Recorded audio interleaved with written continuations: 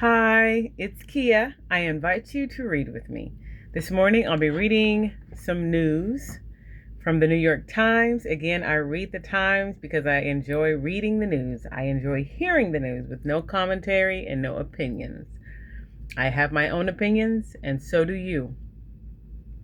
And I want to respect those opinions. So I am just reading, simply reading. From the New York Times subscription, I trust the Times. It's a very good source of news, unbiased source of facts.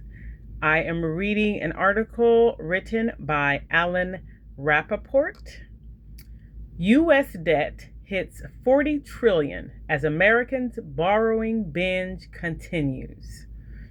President Trump's promises to restore fiscal order and reduce the amount of America's debt burden have been undercut by spending on the Iran war, tax cuts, and tariff refunds. America's gross national debt topped 40 trillion for the first time on Wednesday, an ominous milestone for an economy that sits on a shaky fiscal foundation after decades of borrowing to pay for the rising cost of the military, social safety net programs, and President Trump's tax cuts. This year alone, the United States is on track to borrow more than $2 trillion to help pay for its obligations, including spending on the war in Iran and the sweeping tax cuts that Republicans enacted in 2025. Soaring interest payments to investors who have purchased America's debt now make up about half of that red ink, pushing the United States into a deeper financial hole. Whether the mounting debt load is a problem to be solved for a function of America's economic strength remains a matter of debate. Deficits are also a point of political gamemanship, with Republicans most passionate about eliminating them when they are out of power. The scariest thing about this is how we're starting to see the debt spiral begin, said Mark Goldwyn, Senior Policy Director for the Committee for a Responsible Federal Budget, which supports deficit reduction, referring to interest on the debt. The inability of lawmakers to confront the debt comes with long-term risks. While the United States remains the world's largest economy, its mounting debt load could lead investors to demand higher interest rates for U.S. bonds or raise questions about the nation's creditworthiness, which could erode confidence in the dollar as the world's reserve currency.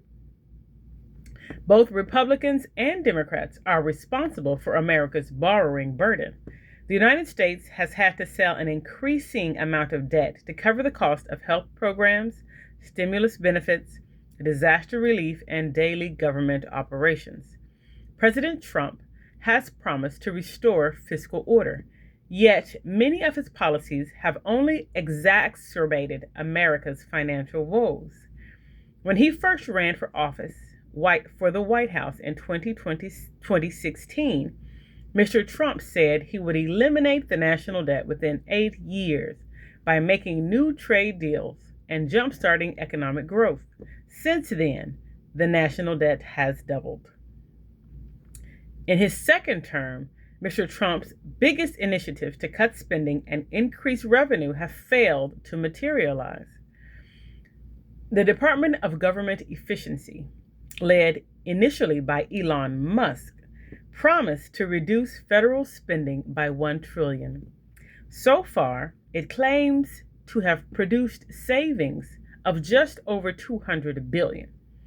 The Government Accountability Office said this month that the department's estimate lacked reliability and transparency. The Trump administration was making progress in collecting additional government revenue by imposing sweeping tariffs on imports. Those plans were derailed this year when the Supreme Court ruled that some of those tariffs were illegal, forcing the federal government to refund more than $160 billion of the money to companies that paid the import duties. Treasury Secretary Scott Bessent, who set a goal of reducing the deficit to 3% of gross domestic product by 2028 from over 6% when Mr. Trump took office, acknowledged last week that deficits were going in the wrong direction this year. In an interview with Newsmax, Mr. Bessent offered several reasons to explain why deficits are growing. He said that spending associated with the war with Iran had forced the country to spend more on the military, and that tariff refunds had undercut the Trump administration's progress toward reducing the deficit as a share of gross domestic product in 2025. The war in Iran, which has caused energy prices to rise in the United States, has also been a drag on economic growth and diminished the expansion that Trump administration officials had hoped would increase tax revenue. Mr. Bessent also said last year's tax cuts were adding to deficits because businesses were taking advantage of a provision allowing them to immediately deduct the cost of factory construction and equipment. According to the estimates from the Joint Committee on Taxation, those measures could cost $100 billion this year. However, the Treasury Secretary said that despite their initial cost, the cuts would pay off in the future with additional revenue. That is a hit now to the deficit, but we are creating productive assets for future growth, which will be paying taxes down the line, Mr. Bessent said. I think of that more as like pulling back a slingshot and creating a lot of potential energy that becomes kinetic. Despite his confidence that the fiscal trajectory will stabilize, investors have been demonstrating their anxiety over U.S. deficits by demanding greater compensation for holding American bonds. The yield on 30-year U.S. Treasuries hit its highest level in nearly 2 decades this week, meaning higher borrowing costs for inflation-weary consumers and businesses.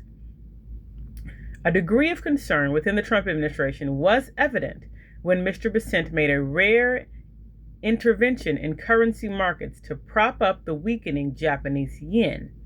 The move was intended in part to prevent Japan from selling its holdings of U.S. Treasuries to prop up its currency.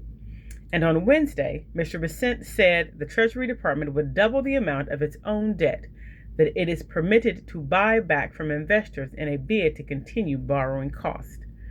Traders in the Treasury market have often brushed aside concerns about the amount of U.S. government debt outstanding. There is no market that is as deep, liquid, or central to the global financial system, meaning there are few real competitors, and it would take a seismic shift to suddenly deter buyers in a material way. But changes are potentially afoot that have kept investors on edge. One source of uncertainty stems from the Federal Reserve, which maintains a $6.8 trillion portfolio of government bonds and mortgage-backed securities. Kevin M. Warsh, who took over as chairman in May, has made it a top priority to reduce those holdings, which grew primarily during past crises as the Fed stepped in to shore up markets. Mr. Warsh has yet to lay out a specific plan and is likely to wait until the task force he charged with reviewing the balance sheet completes its work by year end. Changes to the composition of the Fed's balance sheet, meaning a larger portion of the central bank's holdings are held in short-term notes versus long-term bonds, may have only a modest impact on the market.